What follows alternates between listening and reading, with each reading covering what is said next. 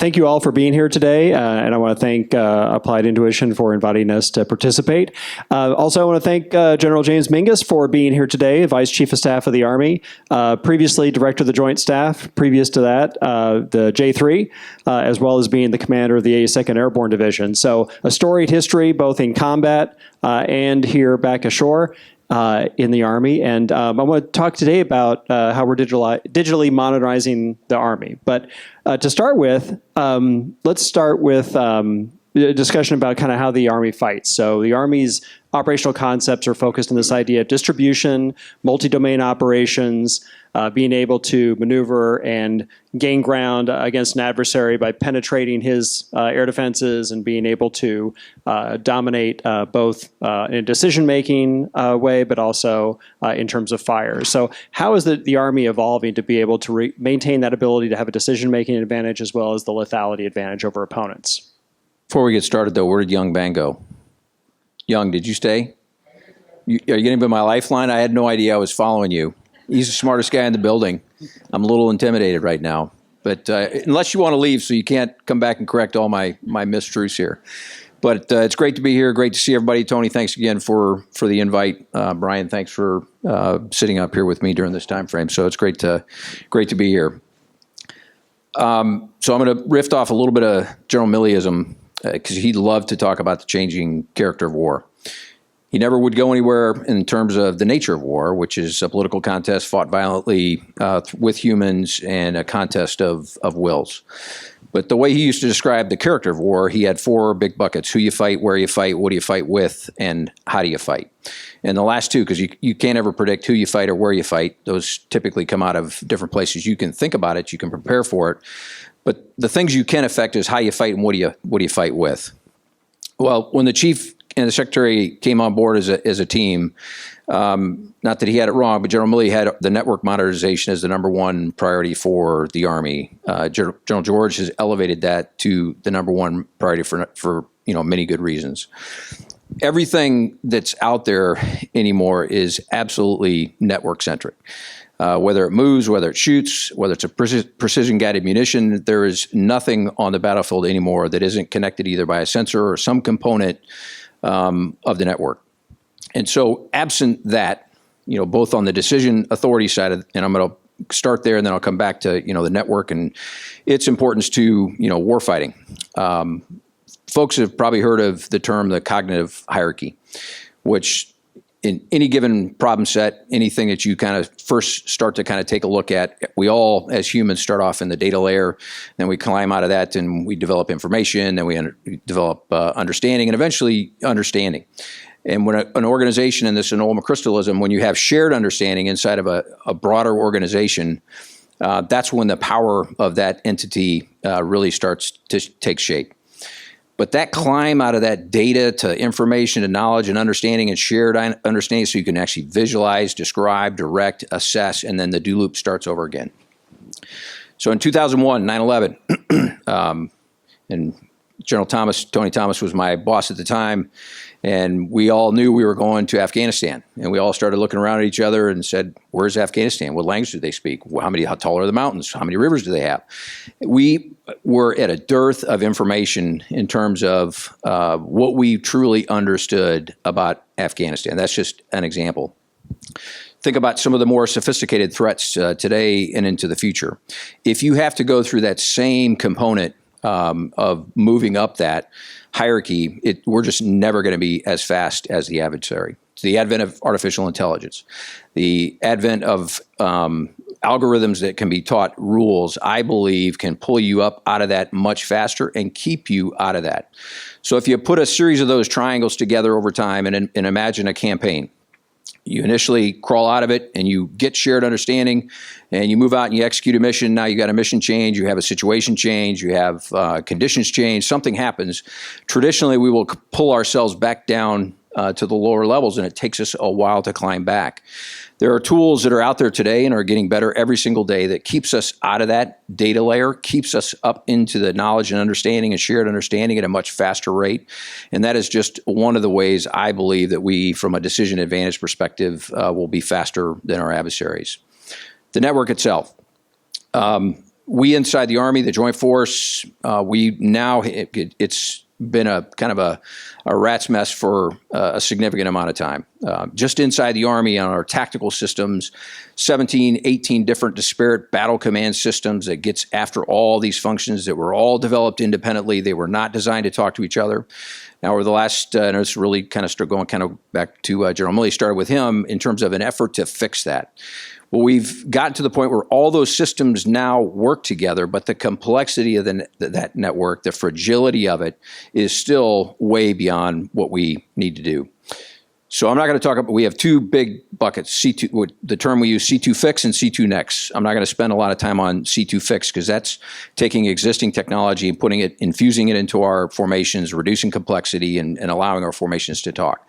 But the real pivot is going to be in C2 next, which instead of starting at the top, at the application, then the physical, the compute power, the operating system, the components that work that, and then the transport, and then the data layer, we're going to start at the bottom and work our way up. The coin of the realm is, and not to confuse with the cognitive hierarchy, but it is that data layer, that data fabric, the data compute power at the lowest level. The compression of all that is absolutely what we have to get right. The other big component that is critical to that layer, though, beyond just saying, okay, we're going to go from data ponds and lakes to oceans, which is a part of that, but it's the compute power, the data power, or the storage power, and the ability to move that, which I'll come to in a second. Because traditionally, as a land force, we have soldiers who move by foot at 2.5 miles an hour. The fastest thing that we probably have inside the Army is our helo force, 120, 130, 180 knots. Well, in the air defense world, ballistic missiles, hypersonics, supersonics, if we want to develop a network that can span that entire thing, we have to have data exchange rates and latency rates that can go from 2.5 miles an hour to Mach 10. And that is a technological and an engineering solution that we are working, but we need your help there. So once we get that data component correct, now how do you move the data? So in the 4 layers, data, transport, physical, and application, the bottom 2 being the most important. Our investments previously have been in the top 2. We're moving that to the bottom. But on the transport side, it has to be agnostic. So think P-LEO, think MILSAT, think broader MIL-LEO, think aerial layer, think terrestrial, think 5G, 6G, fiber. Our data should not care how it moves, but it does need to move from point A to B in those latency rates that I talked about and those data exchange rates that are out there. If we get that right, if we get those bottom components right, then the physical and the application layer, in my humble opinion, will kind of take care of itself. We will have a day in the Army where our soldiers are no longer carrying the traditional radios of manpacks and other types of things. It's an end user device at the edge with a limited compute and data storage power, and it's connecting all to that mesh that's out there. Now, the last thing that I'll talk about, because it's tied to the network, but we need everybody's help to solve this, and that's spectrum. Because none of this works unless you're operating in the right part of the spectrum. So the spectrum, the electromagnetic spectrum, it runs from 4 megahertz all the way to 300 gigahertz. Most, once you get beyond about 30, 40 gigahertz, is almost unusable for military application, which is why we generally operate in the 2 to 20 to 30 gigahertz range. And as you move up and down that spectrum, it gives you different things. So in the mid-tier, it gives you power, it gives you range, it gives you fidelity, it gives you a bunch of other things that as you move up and down in that spectrum, you lose some of those capacities. But without getting into too much detail, but a lot of folks in this room probably understand it, but people may ask, how can you tell the difference between a BB and a basketball at 6,000 kilometers? It's because you're operating in the right part of the spectrum. If we begin to move in there, you start to lose some of those components that are out there. Now, why am I bringing this up? The spectrum is like lakefront property. I gave you the broader spectrums of it in terms of who and how we operate there, but our telcos, other companies and other people that operate inside that, they want that too. And because it is like lakefront property and it is finite, we have to figure out, we call it dynamic spectrum sharing. And it does a couple things. One, it allows the commercial industry plus the military to operate inside the same space simultaneously without interruption. But it also, and I know we're going to get into this later, from an electronic warfare standpoint, it allows you to move dynamically to avoid and solves a lot of the electronic warfare challenges that we're going to see in the future. Thanks, General. That's a great overview of kind of where the Navy Army's going. A couple of questions. We'll deep dive into some of these issues. So the first thing is, you talked about this idea of building out a lot more network interoperability by leveraging commercial systems, existing military systems, making them work together, try to create data interoperability between them. One of the challenges that might pose is we get back to this idea of net-centric warfare, where senior commanders feel like they've got the ability to reach down to the lower levels and manage operations at the tactical level, despite them being back up at the theater level. Is that a direction we want to go in, or do we want to employ mission command and help our junior commanders be able to take charge and seize the initiative and be able to work commander's intent? And to do that and to enable mission command, do we need to afford them the kind of decision support tools at the tactical edge that allow them to make the best use of all the kit we've been giving them over the last 5 years into the future? Yeah. There used to be a lot of debates on what does a staff sergeant, a squad leader, a platoon leader, a company commander, how much of access to the network do they need? And so there's a propensity to kind of limit. But if you develop that transport agnostic layer that I talked about, it's a game changer in terms of the data exchange rates that you can afford. We also used to very clearly delineate between our tactical systems and our business systems. But as we think about a protracted conflict with pick an adversary that's out there, the distinction between what happens in CONUS has direct implications to what's happening in the foxhole. And so this notion of convergence, this notion of mesh, so you've probably heard the term, because the coin of the realm, right, data integration. We're moving towards data. Well, data integration is good. It's a good first step, but is insufficient.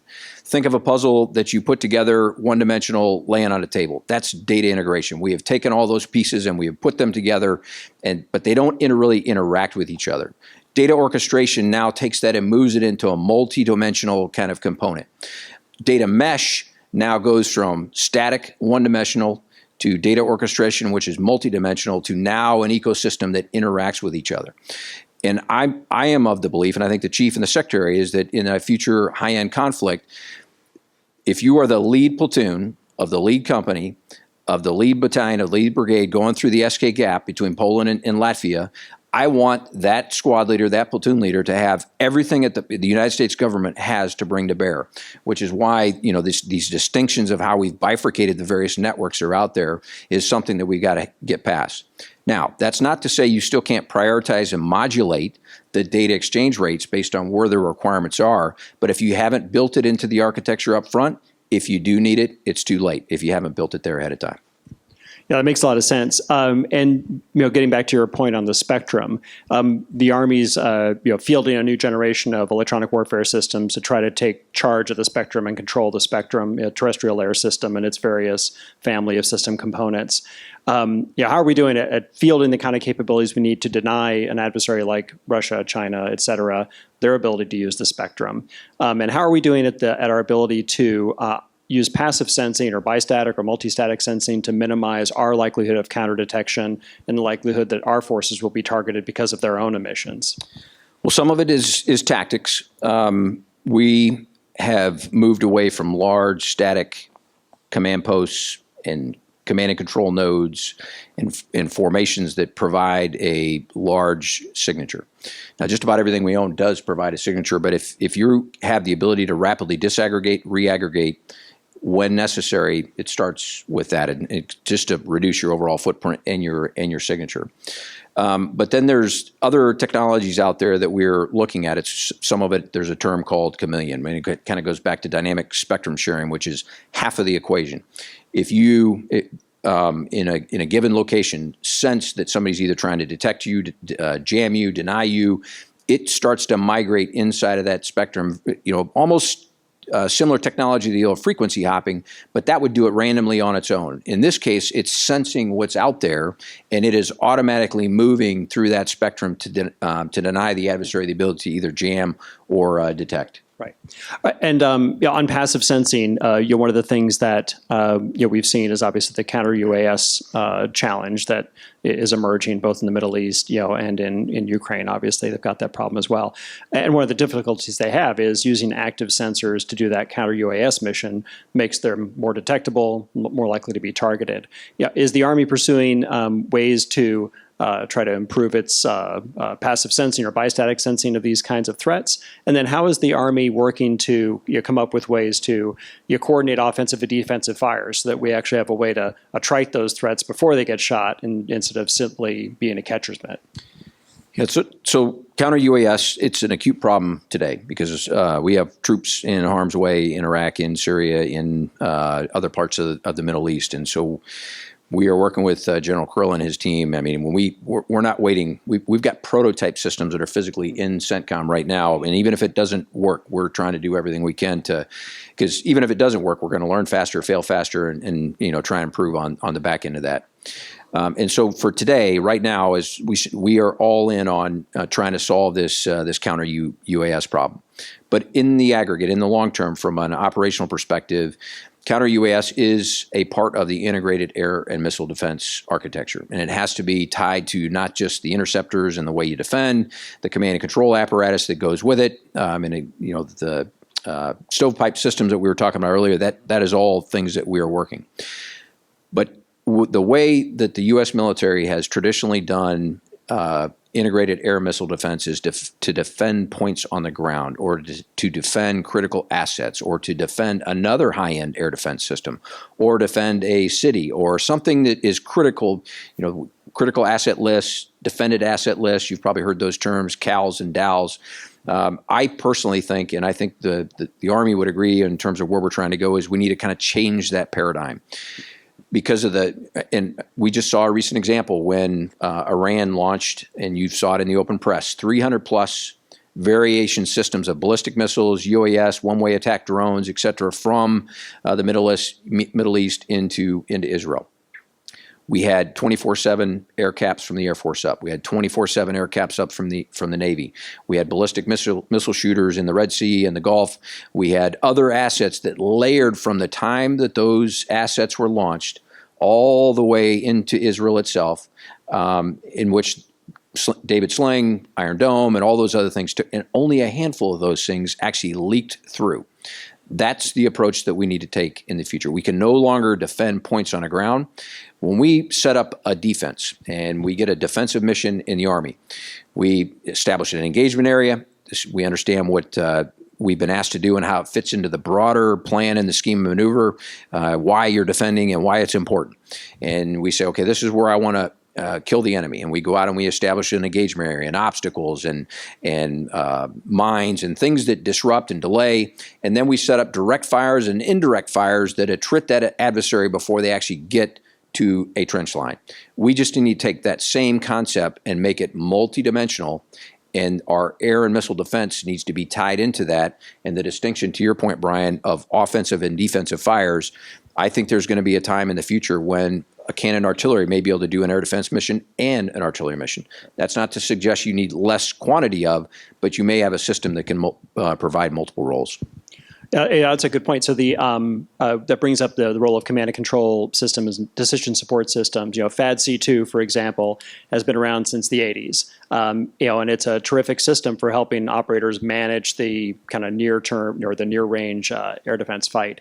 But obviously, it's going to need to get modernized and incorporate features that allow it to support this sort of multi-layer air defense approach. And is that what you're working on in this idea of interoperability between command and control systems? Yeah, it is. In fact, we just recently fielded. It's actually out there now. It's not in full fielding yet, but the Integrated Battle Command System, IBCS, which is the command and control system we designed to deal with the high-end air defense threat. But eventually, FAD-C2 will get collapsed into that and have that common air defense command and control architecture. And this seems like an area where AI could really be brought to bear, right? Because you have to be able to predict what's the right combination of defensive systems to apply against a particular set of offensive threats. And AI can help you predict, well, what is that threat that I'm facing based on its signatures, I suppose, and come up with the best way to do weapon target pairing.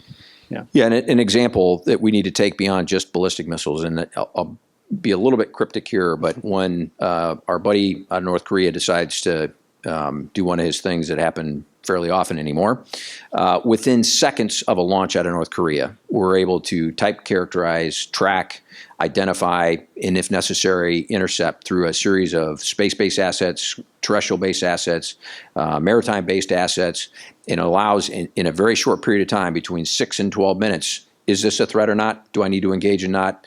And then ultimately, give decision makers a really sound set of data points so they can make a decision to intercept or not. We need to go beyond just ballistic missiles, hypersonics, supersonics, UAS, one-way attack, et cetera. Absolutely. And thinking about using AI for that kind of application makes me also think about how do you get decision superiority. And so, one way is to make decisions faster. You can also make better decisions. So AI maybe can help us there. And I'm interested in how the Army might be thinking about using AI to support command and control systems like FADC2 or AFITIDS that the Army uses.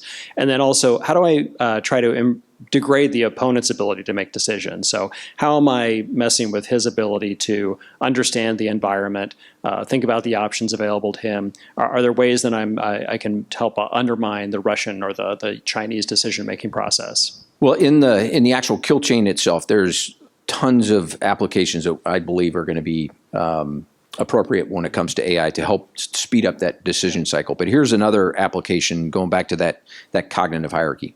For those that have spent any time in the military, have been around us when we do planning, we call it the military decision-making process. Step 1, receive the mission. Step 2, conduct mission analysis.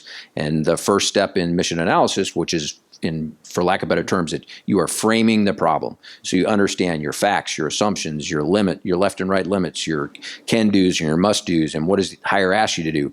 All that is part of mission analysis, which is framing and understanding the problem.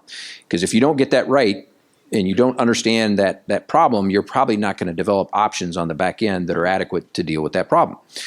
Well, the intelligence preparation of the battlefield, the intel function that happens as part of that mission analysis upfront, is a very long and laborious process.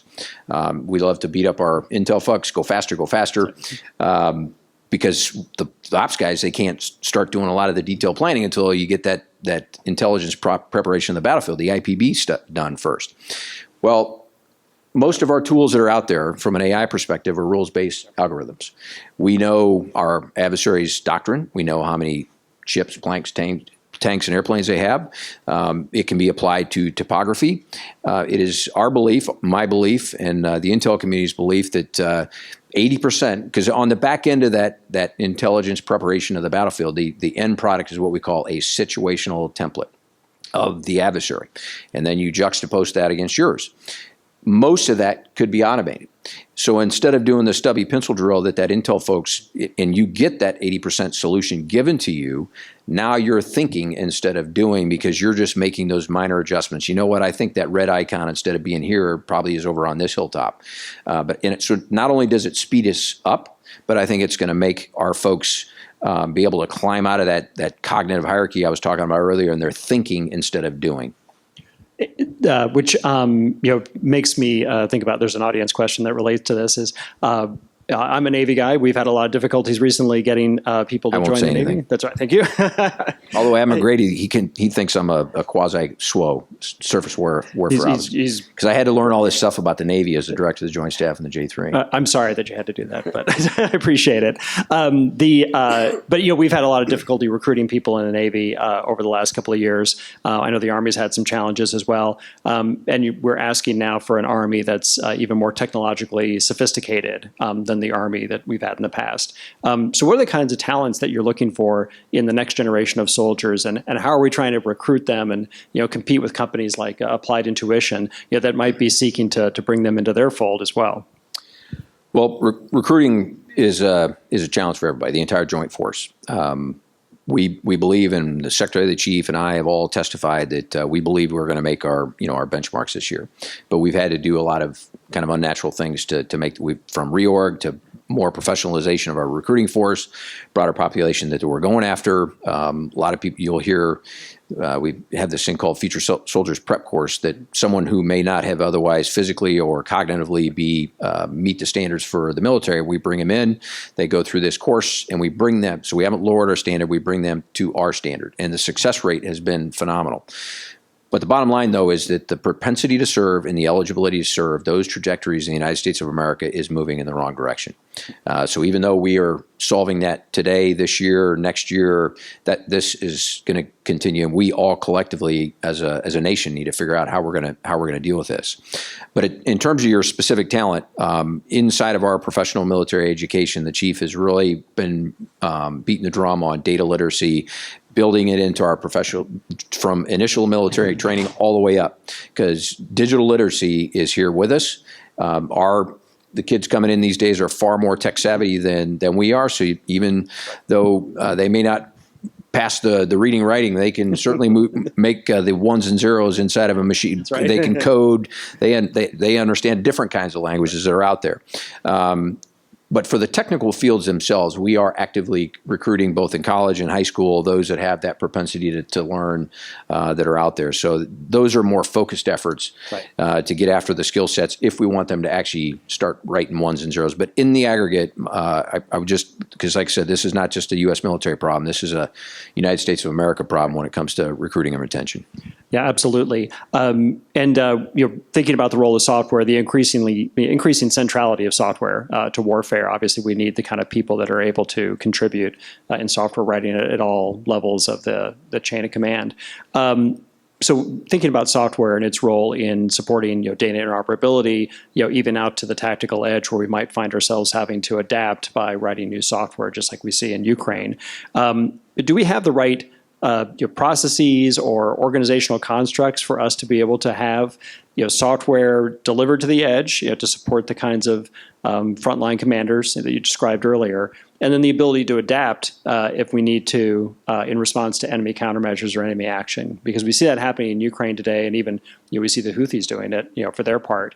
Are we equipping the Army to be able to do that kind of operation in the future?